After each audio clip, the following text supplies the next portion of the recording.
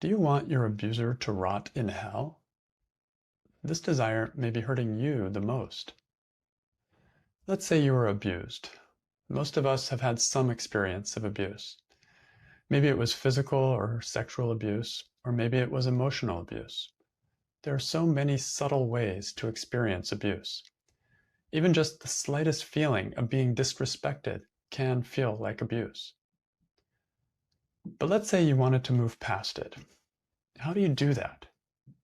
The experience of abuse runs deep in the mind, and it may be hard to move on and let it go when you know that what your abuser did was wrong.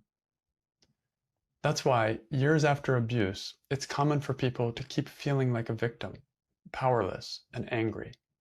The mind holds on to the wrongness of what they did, and it can't move past it.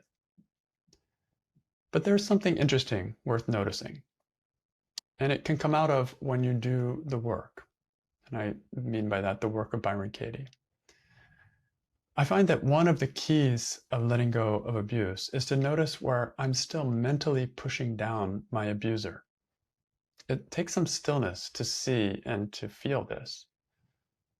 What they did was wrong, and there's no doubt about that, and there's no condoning that either. But if I notice where I'm continuing to hammer them with it in my mind for what they did, if I'm continually pushing them down, continually railing against them, then that's something I'm doing. This is actually where I'm hurting myself. And when I'm doing this, there's no way to disengage from the pain. I've locked on, and I'm just again and again pushing this abuser, and it hurts me. The mind is engaged in punishing them, and that keeps bringing me back to the scene of the crime over and over, trying to right a wrong in a way that can never work, can never change the past. So I'm literally hurting myself by pushing them down. It hurts to push someone down. Even if that person was abusive, it hurts to attack them, to wish them to suffer, even if I only push them down in my mind. When I notice how I'm doing this, it can level the playing field a bit. It can tone down the feeling of righteousness and of being a victim. And it can help me to unhook from the pain.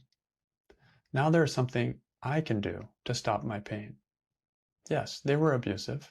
No need to deny it. But where is the pain coming from now? In my experience, it's coming from where I continue to abuse myself and my abuser by wanting them to suffer. If you're interested in working and letting go of old traumas, then I encourage you to join our Inquiry Circle community and take the Work 101 course as a way of learning how to really deal with any kind of stressful experience. And I end with a quote from Byron Katie. This is from her book, I Need Your Love. Is That True?